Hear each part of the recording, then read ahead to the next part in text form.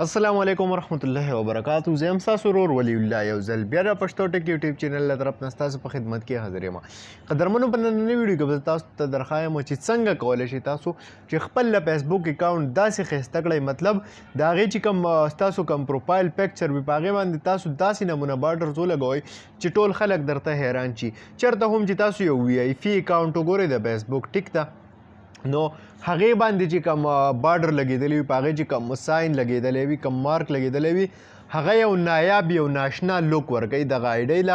مطلب دغه آی ډي چې ده هغه ډېره ښایسته کوي. عامه د فیسبوک آی ډي کوم پروفایل پکچر هر څه چې تاسو وګورئ د چا، نو هغه ساده وي، هغه مزه نه کوي، ټیک ده. نو په نننۍ ویډیو کې درته درښایم چې خپله د فیسبوک اکاونټ هم دغه رنګي وي آی پي جوړ کړئ، هم دغه رنګ یې ښایسته یې کړئ. نو ملګرو د دې نه مخکې تاسو ته یو درخواست کوم که تر اوسه پورې تاسو زموږ پښتو ټک یوټیوب چینل نه سبسکرایب کړی، نو دا سبسکرایب کړئ، خوا کې د غنټۍ نشان هم کلیک کړئ چې زموږ نوي ویډیوز تاسو ته په وخت باندې در رسي. نو ملګرو سم لیدې لپاره تاسو ته یو اپلیکیشن ضرورت وي. دغه اپلیکیشن لینک موږ تاسو ته ډسکرپشن کې درکړی دی.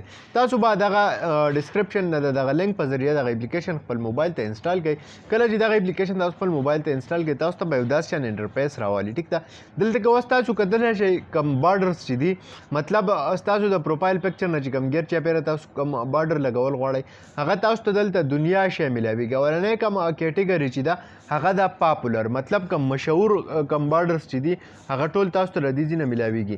دا وګورئ تاسو دغه شانتې پسې چې کوم دی پسنی چې کوم آپشن دی هغه دی بیسک، مطلب دا وګورئ د دې ځای نه تاسو ته مکمل لکه ناشنا بارډر یې میلاویږي.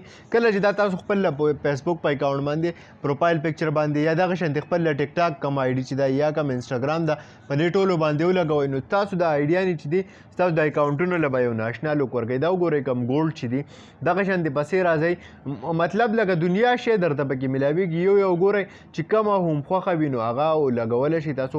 اوس دغه شانتې وګورئ کوم بیج چې پکې لګېدلی وي د فیسبوک کوم وي آی پي اکاونټونه چې تاسو وګورئ په هغې کې کوم تاسو خیال کړی وي په هغې کې هلته کې سایډ ته یو بیج لګېدلی وي، ټیک ده، یا یو ټک مارک ساین لګېدلی وي. دا وګورئ دغه شانتې هر څنګه چې وي، خو مطلب یو وي آی پي اکاونټ دپاره یو اشاره ورکوي. دا وګورئ دلته کې دې بارډر کې دلته یو ټک مارک لګېدلی دی، دا د وي آی پي اکاونټ دپاره دی، ټیک ده. دلته کې دا جمع نشان دی، سمپلی دا به وګورئ دلته الاو ستاسو نه پرمیشن غواړي، دا پرمیشن به دې له ورکوي.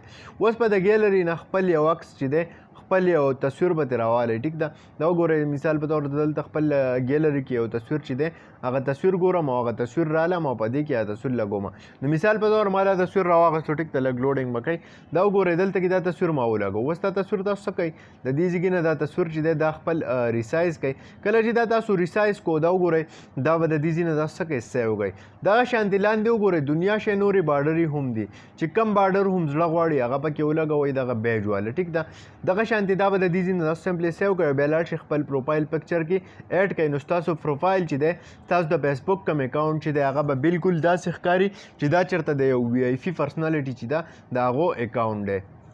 دغه شانتې ورپسې که راشئ تاسو نور وګورئ، نو نور پکې هم دنیا شی بارډر دي. دا وګورئ دغه شانتې راشئ نیچرل کم پیټرن چې دي هر څه دي، مطلب په سوونو بارډر یې پکې تاسو ته میلاویږي خپل فیسبوک یا د انسټاګرام د آی ډۍ دپاره. نو ملګرو ډېره مزداره ویډیو ده، انشاءالله امید لرم چې خوښ شوي به مي. که خوښه شوي وي لایک یې کړئ، چینل سبسکرایبول مه هېروئ.